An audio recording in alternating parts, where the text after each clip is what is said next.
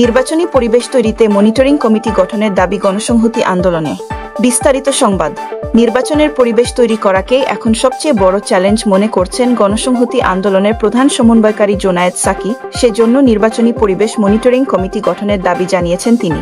আজ বুধবার রাজধানীর আগারগাঁওয়ে নির্বাচন ভবনে 7টি রাজনৈতিক দলের প্রতিনিধিদের সঙ্গে নির্বাচন কমিশনের সংলাপে তিনি এই দাবি জানান।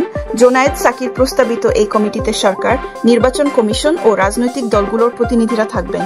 কমিটির কাজ হবে সংঘাত কমাতে রাজনৈতিক দলগুলোর মধ্যে সহযোগিতা বাড়ানো। জোনায়েদ সাকি মনে করেন, রাজনৈতিক দলগুলোর সহযোগিতা না থাকলে নির্বাচন কমিশন কেবল আইন শৃঙ্খলা রক্ষাকারী বাহিনী দিয়ে ভালো নির্বাচন করতে পারবে না। অতীতে যখন রাজনৈতিক দলগুলোর সহযোগিতা করেছে, তখনই কেবল দেশে ভালো নির্বাচন হয়েছে। অন্তর্বর্তী সরকার আগামী ফেব্রুয়ারিতে ত্রয়োদশ সংসদ নির্বাচন আয়োজনের ঘোষণা দিয়েছে। তার আগে গণপ্রতিনিধিত্ব আদেশ এবং নির্বাচনী বিধিমালা সংস্কার করা হয়েছে। জোটবদ্ধ হলেও দলগুলোর নিজস্ব প্রতীকে অংশগ্রহণের বাধ্যবাধকতা তুলে নেওয়ার সুপারিশ সংলাপে করেন জোনায়েদ সাকি। একই সঙ্গে ব্যালট পেপারে দলের প্রতীক যেন সহজে বোঝা যায়, সেই বিষয়ে উদ্যোগ নিতে ইসিকে পরামর্শ দেন তিনি। জোনায়েদ সাকি বলেন, নতুন দলগুলোর জন্য প্রতীক স্পষ্ট হওয়া খুবই প্রয়োজন। ফেস্টুন, বিলবোর্ড ব্যবহারে নিষেধাজ্ঞা আরোপের বিষয়ে প্রশ্ন তুলে জোনায়েদ সাকি বলেন, ইতিমধ্যেই হাজার হাজার ফেস্টুন ও বিলবোর্ড লাগানো হয়েছে, যা কমিশন নিয়ন্ত্রণ করতে পারেনি।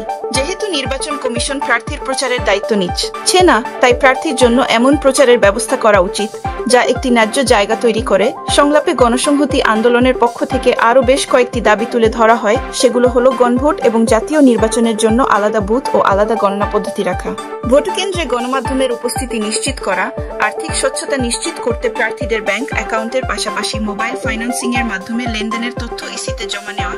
জোনায়েদ সাকির প্রস্তাবিত এই কমিটিতে সরকার, নির্বাচন কমিশন ও রাজনৈতিক দলগুলোর প্রতিনিধিরা থাকবেন। কমিটির কাজ হবে সংঘাত কমাতে রাজনৈতিক দলগুলোর মধ্যে সহযোগিতা বাড়ানো।